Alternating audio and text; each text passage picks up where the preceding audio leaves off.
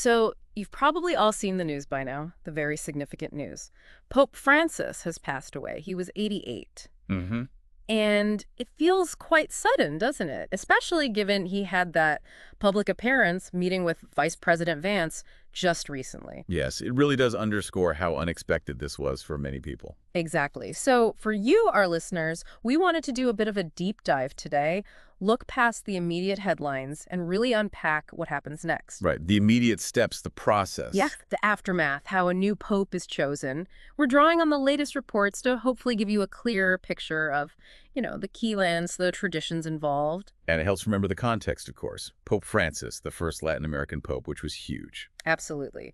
And his papacy marked by that focus on the poor, the reform efforts, and, well, let's be frank, some resistance to those reforms, too. Definitely part of the picture. Okay, so let's start right at the beginning. The news breaks. What are the very first official steps? Well, the formal announcement itself came from Cardinal Kevin Farrell. He's the Vatican Camerlengo. Ah, the Camerlengo. We'll come back to that role. Yes. He confirmed the Pope passed away at 7:35 this morning, and that confirmation, it immediately triggers the formal mourning period within the Vatican. And the bells started ringing across Rome, right? I saw reports about that. That's right, a very traditional signal. It's already underway. You might hear them if you were there. And the timing is also notable, isn't it? Easter Monday in Italy. That's a national holiday. It is. Yeah. So, yeah, a lot of people would have had other plans, and this news obviously changes the focus dramatically for many Italians and Catholics worldwide.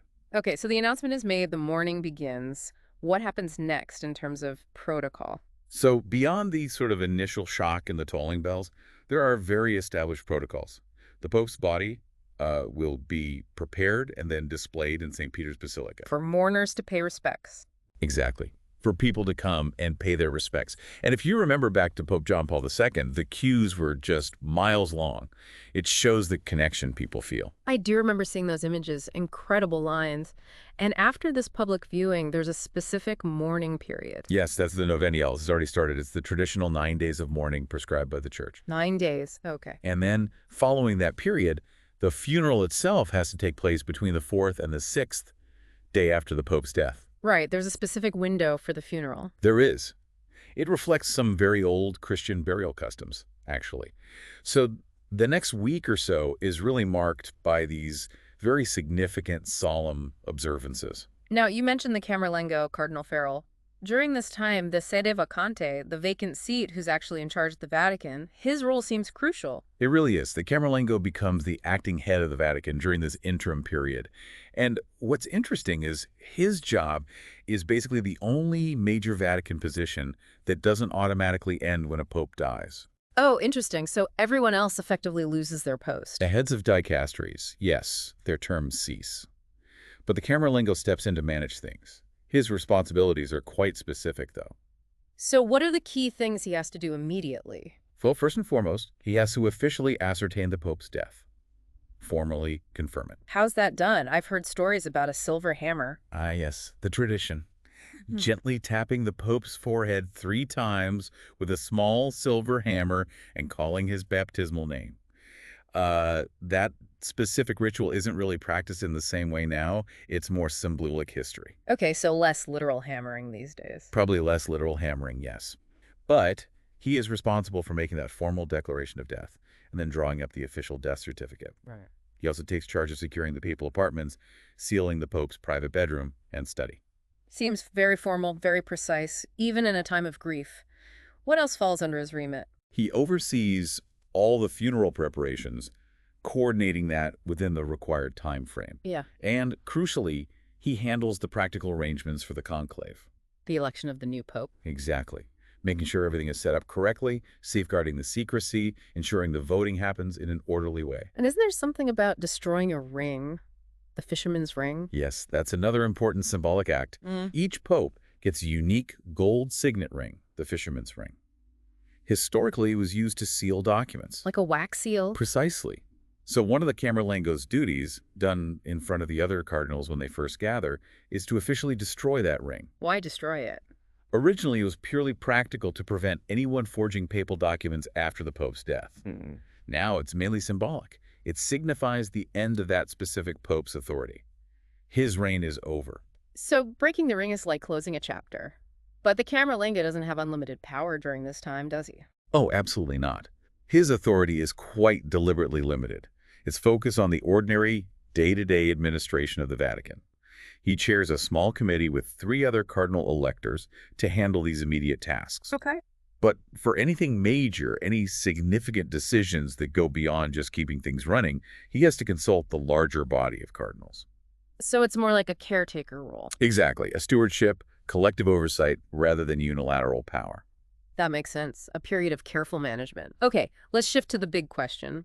How is the new pope actually chosen? We all hear about the conclave. Can you walk us through what that actually involves? Sure, the conclave, the word itself means with key, suggesting being locked in is the gathering of all the cardinals from across the globe who are under the age of 80. Under 80 is the cutoff for voting. That's the rule, yes. Yeah. They all converge on the Vatican, specifically for the purpose of electing the next pope.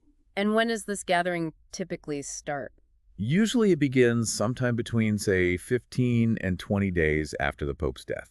So Yeah. roughly 2 to 3 weeks. Although, with modern travel and intense global media focus, some Vatican watchers think the next one might actually happen a bit quicker than that. Interesting. So all these cardinals arrive in Rome. Where does the actual voting happen? The voting itself takes place inside the Sistine Chapel. Wow. In amongst Michelangelo's frescoes. Indeed, a profoundly symbolic setting. And during the conclave, the chapel is completely sealed off. No phones, no internet, no contact with the outside world is allowed for the cardinals. Why such strict secrecy? It's designed to create an atmosphere of prayerful discernment, free from any external lobbying or pressure, just the cardinals and their decision. And the voting process itself. I always imagine it being very solemn, secret ballots. That's pretty accurate. It is very solemn. The cardinals cast secret ballots, Yeah. and to be elected pope, a candidate needs to secure a 2/3 majority. 2/3. That sounds like it could take a while sometimes. It certainly can. If no candidate gets that 2/3 majority in a round of voting, they hold more rounds, sometimes multiple votes a day, until someone reaches that threshold. And that's where the smoke signals come in, right? Tell us about the black and white smoke. Ah, yes, the famous smoke. It's the way the Vatican communicates the progress or lack thereof to the world waiting outside in St. Peter's Square. So black smoke means? Black smoke means no pope has been elected in that round. They burn the ballots, traditionally adding damp straw or a chemical to make the smoke black. And white smoke? White smoke means success. A new pope has been chosen. They burn the ballots alone, or with a chemical that ensures white smoke, signaling the good news. It's a moment of huge anticipation. It really is a tradition everyone watches for. Now, stepping back a bit, what are the big considerations weighing on these cardinals as they go into the Sistine Chapel? What are they thinking about? Well, there's several really significant factors. First, the new pope inherits a church that's been significantly shaped by Pope Francis, especially his appointments. Right, he appointed a lot of the current voting cardinals. A majority, in fact. So their perspectives might lean towards continuing his general direction, at least to some extent, but they'll also be grappling with major issues. Such as? Things like the ongoing response to the sexual abuse crisis, the calls for greater financial transparency within the Vatican, how the church engages with modern secular society, and fundamentally, the overall direction. Do they continue Francis's reforms or maybe shift back towards a more conservative path? It sounds like an enormous weight of responsibility on their shoulders. It truly is. Do we know much about how they actually discuss candidates? Is there campaigning? It's interesting. Overt campaigning, like, running for office, is really frowned upon. It's seen as unseemly. Right. But it's almost certain that informal discussions, sounding each other out, networking, that happens. Especially during this mourning period as cardinals arrive in Rome and meet before the conclave officially starts. So quiet conversations over coffee, perhaps. Something like that, yes. Assessing potential candidates, discussing the needs of the church. But it's also worth remembering, despite the immense power and prestige, most experts say the vast majority of cardinals don't actually want the job. Really? Why not? They see it as a crushing lifelong burden, an immense spiritual and administrative weight. It's not something most actively seek. That's a fascinating point. Now, inevitably, people are speculating about who might be the next pope. We're seeing names and even odds mentioned in the news. What can you tell us about some of the potential contenders? Okay, well, looking at reports like one in Newsweek, several names consistently come up. Cardinal Luis Antonio Tagle from the Philippines is often mentioned, odds around 3 to 1. Tagle, what's his profile? He's seen as generally progressive, an advocate for inclusion. He has quite a bit of experience working within the Vatican already. And, of course, his Asian heritage is significant, reflecting the Church's global nature. Okay, so Tagle is definitely one to watch. Who else is prominent? Another major figure is Cardinal Pietro Parolin, in Italian. Odds may be around 4-1. He's the current Vatican Secretary of State, basically the Pope's chief diplomat. So lots of experience. Deep experience, yeah. Including in very complex diplomatic areas, like the relationship with China. He's generally viewed as a moderate, someone who might represent continuity with Francis. Interesting. Any potential candidates from Africa being discussed? Yes, absolutely. Cardinal Peter Turkson from Ghana is frequently mentioned, maybe 5-1 odds. He's known for being a very strong voice on social justice issues, climate change, poverty. And his election would be historic, wouldn't it? It would be huge. Yeah. He could be the first African pope in, well, over 1,500 years. A massive moment for the Church in Africa and globally. Definitely. What about cardinals representing a more, say, traditionalist wing of the church? Well, there's Cardinal Peter Erdu from Hungary, odds around 6-1. He's considered a leading conservative figure, a scholar of canon law, very much an advocate for traditional church teachings. Heard it. And then there's Cardinal Angelo Scola, another Italian, perhaps 8-1. Yeah. He was actually seen as a front-runner, a Papabile, back in the 2013 conclave that elected Francis. Yeah. He's definitely on the more traditionalist side, though his age might be a factor some cardinals consider. Right. It's quite a spectrum of potential directions there. One question that always seems to pop up, especially in the U.S. media, is about the possibility of an American pope. Is that realistic? Generally speaking, it's considered a long shot, a less likely outcome. Why is that?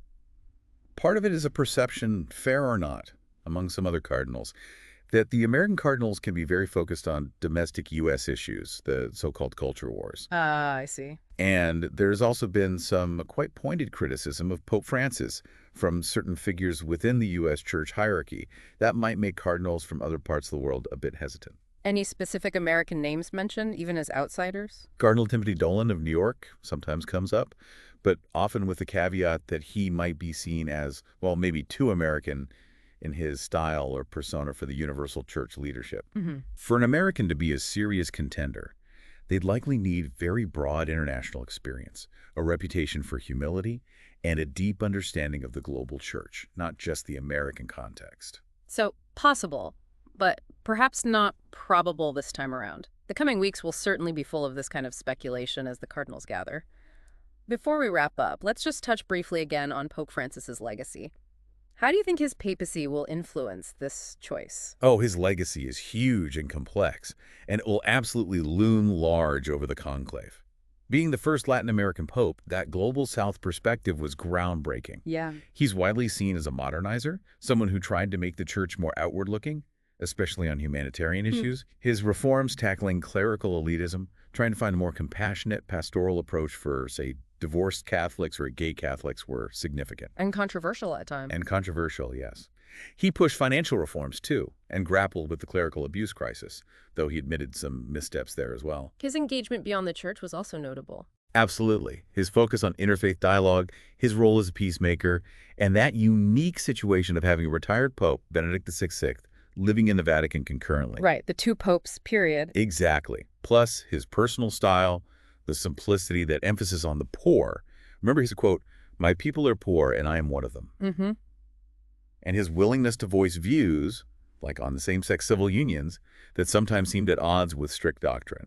Plus his strong advocacy for migrants and criticism of populism, all of that creates the backdrop for the cardinal's decision. A really transformative papacy in many ways. So just to summarize for our listeners as we finish this deep dive, what are the key immediate things to watch for? Okay, so immediately, the formal mourning period, the Novendiales, those 9 days, then the funeral for Pope Francis, which has to happen between day 4 and day 6 after his passing. Right.